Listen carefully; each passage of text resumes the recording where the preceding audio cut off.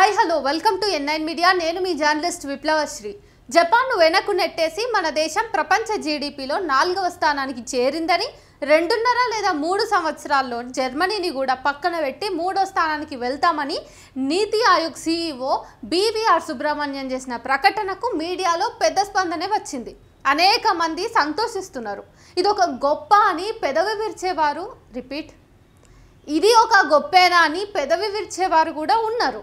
140 కోట్ల జనాభాలో ఈ లెక్కల ఆల్జిబ్రా ఎంతమందికి అర్థమవుతుంది? నేను చెప్పినట్టుగా మనది 4వ అతిపెద్ద ఆర్థిక వ్యవస్థ, 4 లక్షల కోట్ల ఆర్థికం. ఇది నేను చెబుతున్న సమాచారం కాదు, IMF చెబుతున్నది. జపాన్ కంటే పెద్ద ఆర్థిక వ్యవస్థ అని సుబ్రహ్మణ్యం నీతి ఆయోగ్ పాలక మండలి 10వ సమావేశంలో ప్రకటించేశారు.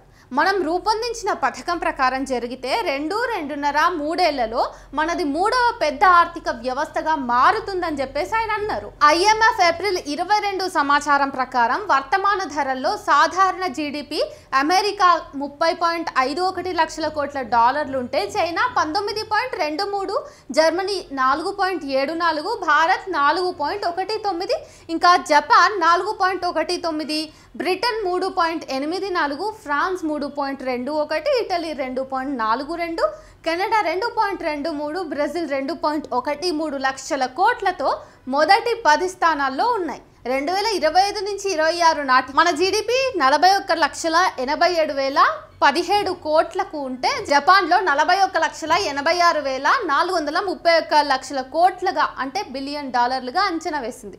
బొమ్మను పాలకులు ఎలాగో చూపించారు. ఈ ఫిగర్ను వారు మూసిపెట్టే బొరుసు ఎట్లా ఉందో కూడా మనం చూడాలి. నరేంద్ర మోదీ అధికారానికి వచ్చిన తర్వాత 2015లో 2.1 లక్షల కోట్ల డాలర్ల నుంచి 2025లో దేశ జీడిపి 4.3 లక్షల కోట్ల డాలర్లకు చేరినట్టు, ఇది 105% పెరుగుదల అని IMF కొద్ది నెలల క్రితం చెప్పింది.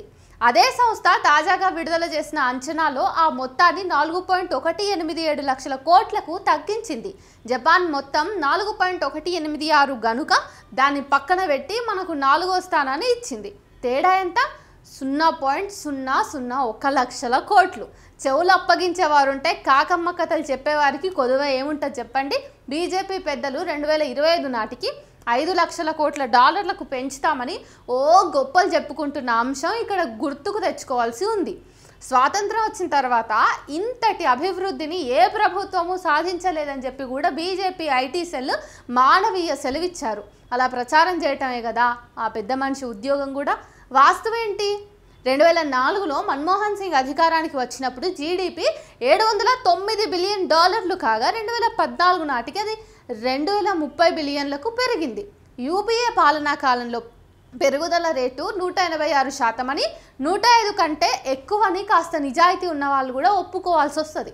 గతంలో ప్రధాని చెప్పిన కొన్ని అతిశయోక్తుల గురించి చెప్పుకుందాం. ఇప్పుడు గత 10 ఏళ్లలో జీడిపిని రెట్టింపు చేయటం అంకెలు కాదు. 25 కోట్ల మందిని దారిద్ర్య రేఖ దాటించి నూతన మధ్యతరగతిని సృష్టించాం. వారు కొత్త జీవితాన్ని ప్రారంభించారు, సచేతనంగా ఆర్థిక అభివృద్ధికి తోడ్పడుతున్నారు. ఈ మాటలకు నవ్వాలో ఏడవాలో తెలియటం లేదు. 25 కోట్ల మందిని దారిద్ర్య రేఖ నుంచి ఎగువకు లాగామంటూనే కనీసం ఆహార ధాన్యాలు కొనుగోలు చేయలేని స్థితిలో ఉన్న 80 కోట్ల మందికి ఉచితంగా ఆహార భద్రతా పథకం కింద గోధుమలు, బియ్యము ఇస్తున్నామని చెప్పి మరికొన్నేళ్ళు ఇస్తామని ఒక ఘనతగా చెప్పుకుంటున్నారు ఈ బీజేపీ ప్రభుత్వం. 10 ఏళ్లలో జీడిపి రెట్టింపు అని ఇతర గొప్పలు కానీ, 10 ఏళ్లలో మన ఆకలి సూచిక స్కోరు చూసినట్టయితే కానీ, అంటే ఈ ఆకలి సూచి స్కోర్ ముఖ్యంగా 28.2 నుంచి 27.3కు మాత్రమే తగ్గింది. దీనిలో అంత అభివృద్ధి ఎందుకు రాలేదు? మరి 188 దేశాల జీడిపిలో మనల్ని 4వ స్థానంలోకి తీసుకువెళ్ళినందుకు మోడీ ఘనత ఖాతాలో వేద్దాం. అదే తలసరి జీడిపిలో 136వ స్థానంలో ఉంచిన ఘనుడిని కూడా కీర్తించాలి కదా, అది కూడా మోదీయే కదా. తలసరి జీడిపి కూడా నిజానికి ఒక మైండ్ గేమ్ తప్ప మరోటి కాదు. కొందరి దగ్గర సంపదలు పోగుబడటం అంటే ఆర్థిక అసమానతలు పెరుగుతున్నట్టే కదా. మోడీ ఏలుబడిలో పెరిగినట్టుగా ఇది ఇంకా ఎక్కువగా స్పష్టమైంది. గోచిపాతరాయుడి సంపద ₹1, 50 ఇంకా 49 చొప్పున అంబానీ అదానీల సంపదలు ఒక దగ్గర చేర్చి 3తో భాగిస్తే వచ్చే 33 గోచిపాతరాయుడి సంపద అంటే నవ్విపోతారు ఎవరైనా. అసలు జీడిపిని సాధారణ ఇంకా PPP పద్ధతుల్లో లెక్కిస్తున్నారు వీళ్ళందరూ కూడా. ఇది ఎంతవరకు సమంజసం? రెండవదే వాస్తవానికి దగ్గరగా ఉంటున్నదన్నది కొందరు సమర్థన. దాని ప్రకారం చూస్తే నరేంద్ర మోడీ అధికారానికి వచ్చే నాటికే మన దేశం సాధారణంలో 10 రెండవ లెక్కలో 3వ స్థానంలో ఉంది. మోడీ గణం రెండవ లెక్కలను ఎందుకు చెప్పడం లేదు మరి? ఎందుకంటే దేశాన్ని ఇప్పటికీ అదే స్థానంలోనే మోడీ ఉంచారు గనుక. IMF 2025 PPP అంచనా ప్రకారం చైనా 42.72, అమెరికా 30.51, భారత్ 17.65 లక్షల కోట్ల డాలర్లతో మూడవదిగా, రష్యా 4, జపాన్ 5వదిగా ఉన్న లెక్కల్లో. 2027 తొలి 6 నెలల్లోనే సాధారణంలో 4.9 లక్షల కోట్ల డాలర్లతో జర్మనీని కూడా దాటించేస్తారని ఊదరగొడుతున్నారు ఈ బీజేపీ వాళ్ళు. అవన్నీ గిడసబారిన దేశాలుగా మారుతున్నాయి. దున్నేప్పుడు దూడల్లో, మేసే అప్పుడు దున్నల్లో అంటే ఎట్లుంటుంది చెప్పండి?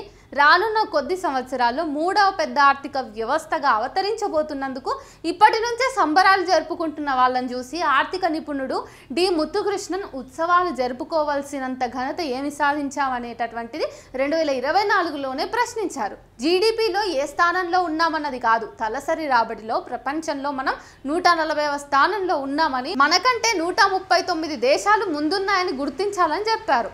తాజాగా 136 కనుక 135 ముందున్నాయని అర్థం చేసుకోవాలి మనం. PPP ప్రకారం చూసినా మన స్థానం 119 అని పేర్కొన్నాడు ఆయన. 10 ఏళ్లలో మన జీడిపి 105% పెరిగిందని ఏ IMF చెప్పిందో అదే సంస్థ 2025 తలసరి జీడిపిలో 141వ స్థానం అని కూడా జోష్యం చెప్పింది. దివాలా తీసిందని చెప్పిన శ్రీలంక 133, బంగ్లాదేశ్ 143, పాకిస్తాన్ 159, షీ జిన్పింగ్ ఏలుబడిలో కుప్పకూలిపోయిందని కొంతమంది చెప్పే చైనా 71వ స్థానంలో, ప్రస్తుతం అయితే అది 70వ స్థానంలో ఉందని కూడా IMF చెప్పింది. మన తలసరి రాబడి $10,000 చేరాలంటే కనీసం 30 ఏళ్ళు కష్టపడి పనిచేయాలని, దానికి అనుకూలమైన ఆర్థిక పరిస్థితులు ఉండాలని ముత్తుకృష్ణన్ చెప్పిర్రు.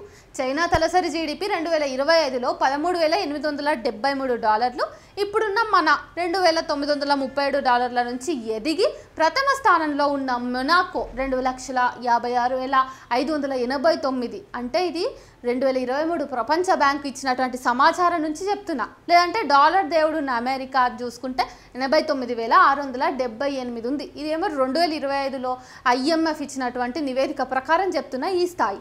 చివరికి పడక కుర్చీ మేధావులు చెబుతున్నట్టుగా అధిగమించే దూరం ఎంతో లేని చైనాను అయినా కనీసం అధిగమించాలంటే ఎంత సమయం పడుతుంది అనేది వేరే చెప్పవసరం లేదు. బుద్ధున్నోళ్ళు ఎవరైనా ఆలోచిస్తే అర్థమవుతుంది. ప్రపంచ సవాళ్ళు ఉన్నప్పటికీ నరేంద్ర మోడీ నాయకత్వం కారణంగా ప్రపంచ వెలుగుదివ్యగా భారత్ ముందుకు వచ్చిందని బీజేపీ నేత ప్రదీప్ బండారి చెప్పిన మాటలు భజన రాయుల గళం తప్ప మరొకటి కాదని మనం అర్థం చేసుకోవాలి మిత్రులారా. 11 ఏళ్లుగా వేసిన పునాదులే కారణం అన్నారు. ఐరోపా దేశాలు, జపాన్ ఆర్థిక వ్యవస్థలు పెరుగుదల లేక గిడసబారిపోయాయి. 2వ ప్రపంచ యుద్ధానికి ముందు ఉన్న వలసలను కోల్పోయినటువంటి బ్రిటన్, ఫ్రాన్స్ మాజీ రాజుల వలె ఉన్నాయి. మిలిటరీలను నిషేధించిన కారణంగా అందుకు వెచ్చించేటటువంటి సొమ్మును పరిశోధనలకు మళ్లించి జర్మనీ, జపాన్, అమెరికా ఇచ్చిన దన్నుతో దక్షిణ కొరియా వేగంగా అభివృద్ధి చెందాయి. ఇప్పుడు వాటికి పరిమితి ఏర్పడింది కనుకనే మనం ముందుకు వస్తున్నాం. ఒకనాడు మనకంటే వెనుకబడి ఉన్న చైనాతో తప్ప వేటితో పోల్చుకున్నా ఎట్లా ఉంటుంది చెప్పండి?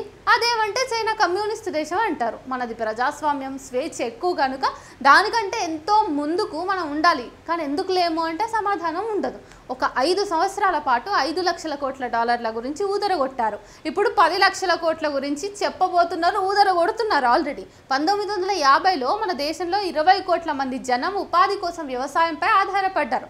అప్పటి నుండి ఇప్పటి వరకు సాగు భూమి ఎంత పెరిగింది, ఎంత తగ్గింది అన్న లెక్కలను పక్కన పెట్టి స్థిరంగా ఉందనుకున్నప్పటికీ అదే భూమి మీద 2023 నుంచి 24లో జనాభాలో 46.1% మంది ఆధారపడుతున్నట్టుగా కేంద్ర ప్రభుత్వ ఆర్థిక సర్వే తెలిపింది. 6 ఏళ్ల క్రితంతో పోలిస్తే 2% పెరిగారు. అంటే ఇప్పుడు 67 కోట్ల మంది పనిచేస్తున్నారు. చైనాలో 24.1% లేదా 17.66 కోట్ల మంది 2023ను బట్టి పనిచేస్తున్నారు. భూమి మీద ఆధారపడే వారు తగ్గడం అభివృద్ధి చెందిన దేశాల లక్షణం.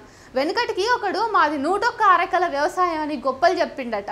మీది అంటున్నావు, ఎవరెవరికి ఎన్ని అంటే నాదొకటి, మా అయ్యగారి 100 అన్నాడంట. జీడిపి కూడా అట్లనే ఉన్నది ప్రస్తుతం మోదీ వాళ్ళు ఉదరగొడుతున్నటువంటి వార్తల్ని చూసినప్పుడు.